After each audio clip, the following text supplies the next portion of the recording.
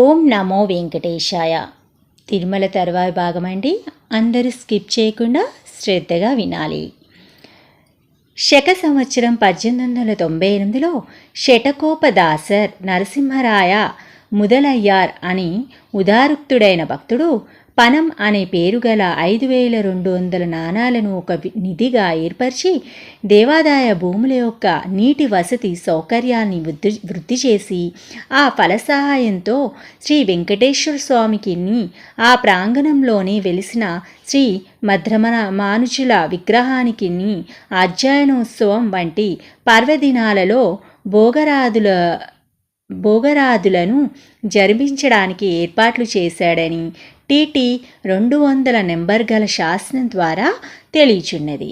కాలక్రమేణా అనేక మంది దాతలు తిరుమల వెంకటేశ్వర స్వామి ప్రాంగణంలో ఉన్న శ్రీమద్రమానుజుల వారి విగ్రహానికి భోగరాదుల నిమిత్తం అనేక మాన్యాలు దానం చేసి ఇతర వసతులు కల్పించారు. 11వ శతాబ్దపు ఉత్తర భాగంలోనూ 12వ శతాబ్దపు పూర్వ భాగంలోనూ వైష్ణవ సంప్రదాయం విశిష్టాద్వైత సిద్ధాంతం బహుళంగా ప్రచారంలోకి వచ్చాయి.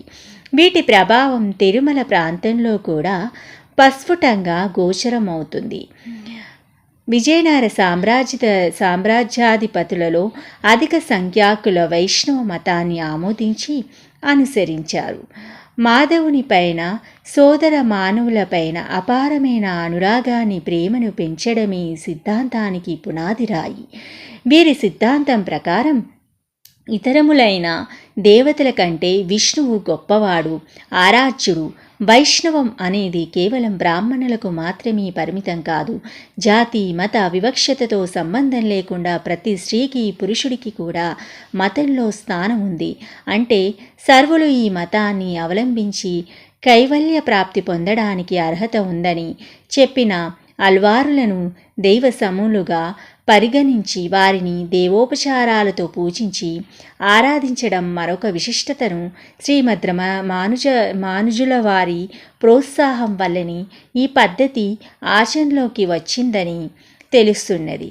శ్రీ వైష్ణవ సిద్ధాంతధ్యాయానికి ప్రాచారానికి అనువుగా ఉండేటట్టు కొన్ని మఠాలు స్థాపితమైనాయి. తిరుమలలో గల ఈ తిరుమలై ఎప్పినిరార్ మఠం యూకోవకు చెందిందని టీటీ 88 శాసనంలో చెప్పబడింది. మత ప్రవక్తగా ఆవిర్భవించిన శ్రీమద్రామానుజుల వారికి దైవత్వాన్ని ఆపాదించడంతో ఆయనపై గల భక్తిభావాన్ని నిరూపించడానికి కొన్ని ధర్మ సంస్థలకు రామానుజకూట్లు అని నామధేయంతో వ్యవహరించబడుతున్నాయి. సాలు నరసింహరాయలు మొట్టమొదటి రామానుజ కూటాన్ని స్థాపించినట్టు జీటీ 8 నవంబర్ శాసనాల వల్ల తెలుస్తున్నది. ద్రావిడ ప్రబంధం ఆ ప్రాంతంలో గల సర్వులకు అర్థమయ్యే తమిళ భాషలో ఉంది కనుక ఎక్కువ మందికి ఆకర్షించింది. శ్రీమద్ రమణాచార్యులు ఆయనకు పూర్వం ఉండే అల్వారులు ప్రవచించిన ద్రావిడ దివ్య ప్రబంధాలలోని విశిష్టతను భద్రపరచడానికి దేవాలయాల్లో అర్చన విధానాన్ని క్రమబద్ధం చేయడానికి పాంచరాత్రగమ సిద్ధాంతాన్ని బహుళ ప్రచారంలోకి తేవడానికి ప్రత్యక్షంగాను పరోక్షంగాను చేసిన కృషి అత్యంత గణనీయమైనది. అందుచేత ప్రముఖ మత ప్రవక్తులైన శ్రీమద్రామానుజాచార్యుల వారి ప్రభావం అతి ప్రాచీన కాలం నుంచి తిరుమలలోనూ ఆ పరిసరాలలోనూ ప్రస్ఫుటంగా గోచరమవుతున్నది. బ్రహ్మోత్సవ దేవుడు సప్తగిరీషుడు.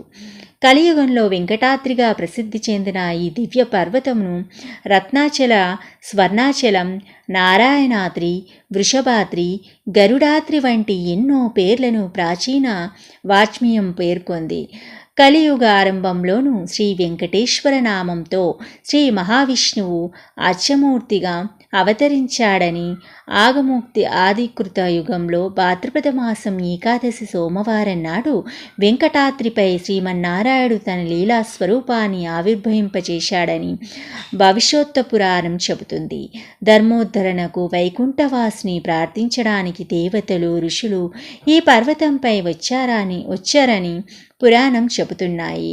అరుణగణ శిలా విగ్రహ రూపంలో ఆవిర్భవించిన జగన్మోహన మంగళమూర్తికి చతుర్ముఖ బ్రహ్మ ఉత్సాహాలను ఏర్పాటు చేశాడని పురాణ వచనం.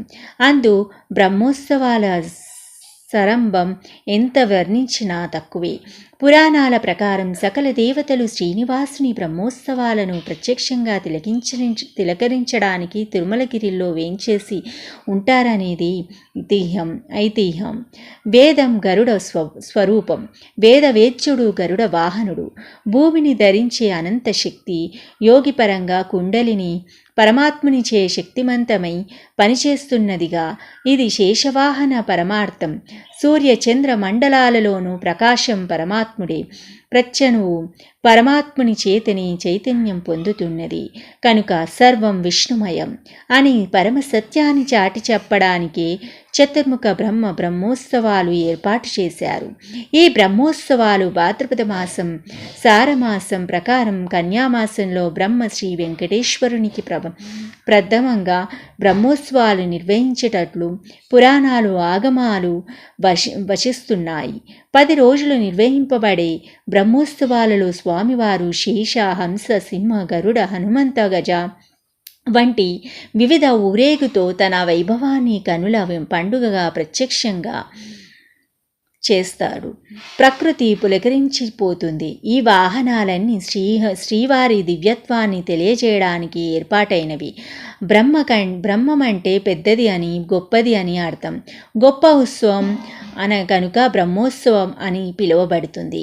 తిరుమల క్షేత్రం వరకు ఆలోచిస్తే మొదట ఈ మహోత్సవాన్ని బ్రహ్మ స్వయంగా ముందుండి జరిపించాడు కనుక ఈ బ్రహ్మోత్సవంగా వ్యవహరింపబడింది.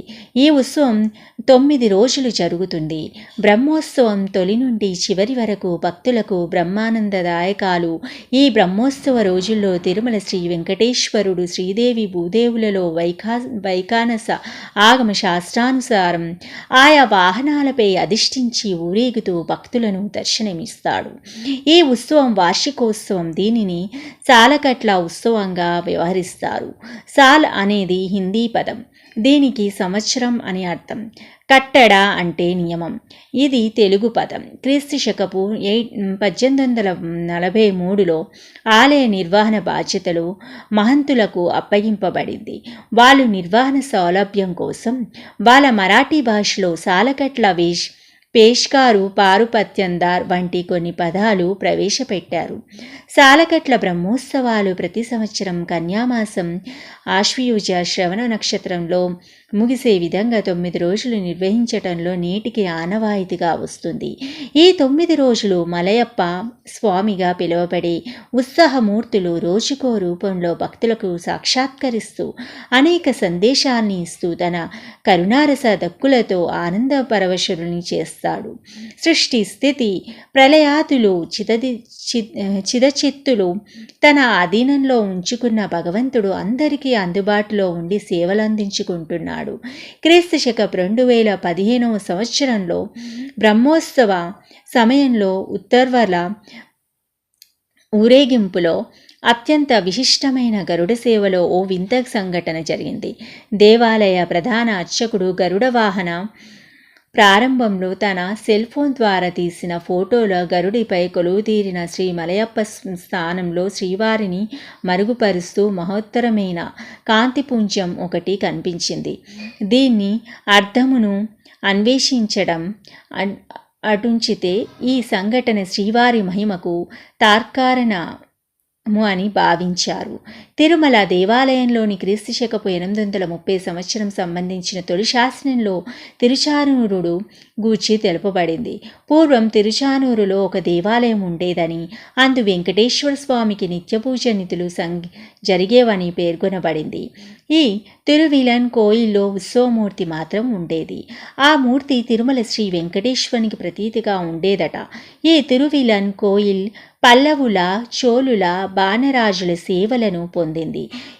ఆ రోజుల్లో తిరుమల మూలమూర్తి దట్టమైన అరణ్య ప్రాంతంలో ఉండేవారు. సరి అయిన ఆలయ ప్రాకారాలు లేవు. ఉత్సవాదుల నిర్వహణకు వీధులు కూడా లేవు.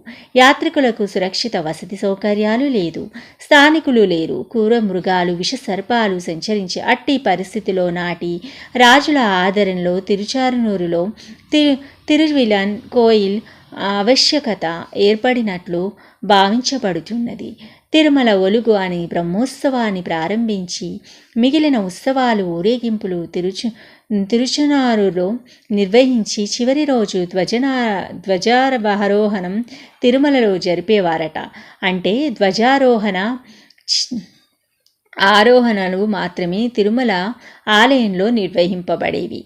మిగిలిన వాహన సేవలు తిరుచనూరులోనే జరిగేవి. తిరుమల తర్వాయి భాగం నెక్స్ట్ పార్ట్లో తెలుసుకుందాం. ఓం నమో వెంకటేశాయ.